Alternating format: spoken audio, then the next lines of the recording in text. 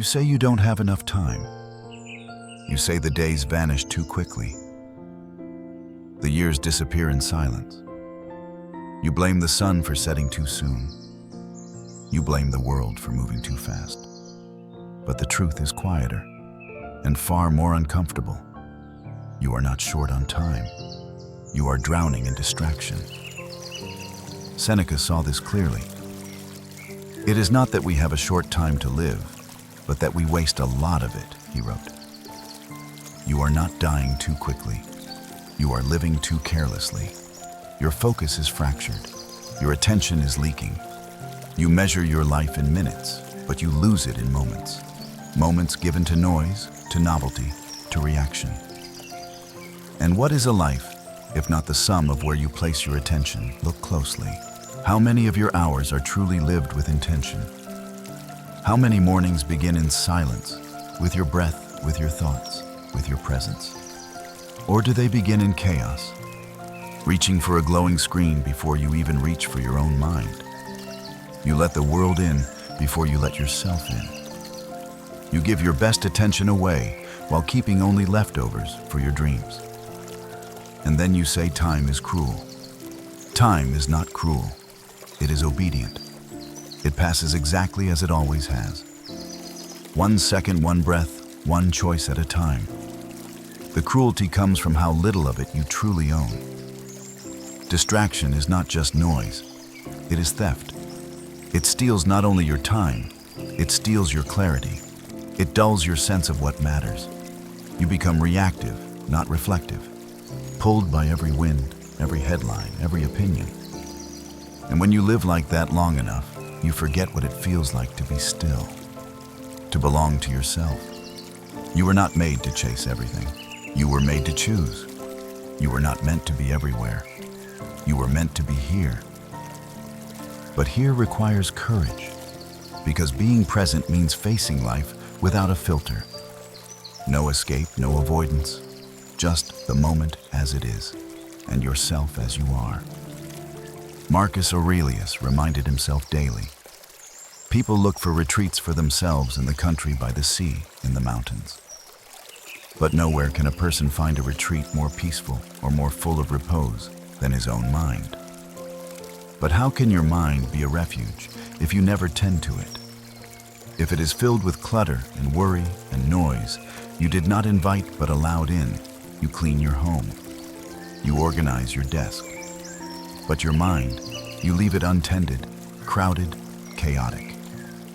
And yet that is where your life begins. That is where your time is truly spent. Your focus is your life force. And every time you scatter it, you dilute your power. We talk about time like it's currency, but most people treat it like dust. They let it blow away in aimless hours. They give it away without thought. They waste it arguing about things that will not matter next week. They spend it trying to please those who do not care. But the Stoic sees each day as gold, each minute as a sacred coin, each morning as a bar of unmarked value placed silently on your doorstep, yours to use or to squander. What would happen if you spent it like it mattered? What would happen if you protected it? Like it was rare because it is, and once gone, not even the gods can return it. The reason you feel overwhelmed is not because life is too much. It's because you are spread too thin. Your energy is diluted. Your mind is open to everything, which means it is committed to nothing. Clarity is a result of discipline, not just in action, but in attention. To be focused in this world is a rebellion. To say, I will not let the world decide what I care about. I will not let every notification become a command. I will not live at the mercy of noise. This is not just self-help. This is philosophy. This is strength. This is freedom. The Stoic asks, what is truly mine? And the answer is simple. Your reason, your choices, your attention. These are not small things. These are everything. And if you give them away, you give away your life. You cannot control how long you live, but you can control how deeply you live each moment. You cannot control every event, but you can control whether you are there for them. Are you here for your life or just near it? Some people die long before their bodies do, not from illness, but from noise, from never being still enough to hear their own voice again. Epictetus warned, keep your attention focused entirely on what is truly your own affair. This is not selfish. This is clarity. This is how you return to what matters. When your attention returns to you, so does your strength. So does your direction. So does your peace. You don't need more time. You need fewer leaks. The discipline of attention is not easy, but it is possible. It begins by saying no. No to the scroll. No to the noise. No to being everything to everyone. You are allowed to guard your time. You are allowed to disappear for a while to repair. You are allowed to live slower, deeper, quieter. Because this life is not a race. It is not a contest. It is not a performance. It is a chance to be here fully, to meet your moment without flinching.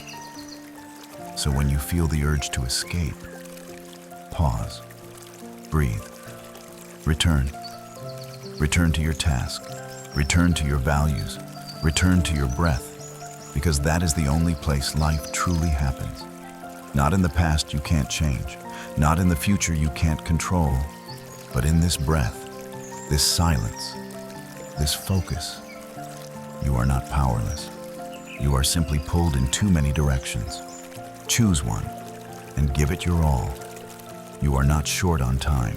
You are scattered in spirit, fragmented by choice. But this moment right here can become whole again. All it asks of you is everything. And that is a fair trade for a life well lived. So focus, not later, now. Because the clock is not your enemy. Distraction is. And presence is your return. If this reflection has stirred something within you, consider joining us on the path of inner strength and quiet wisdom. Subscribe to the Stoic Shine, and let timeless philosophy guide your modern life.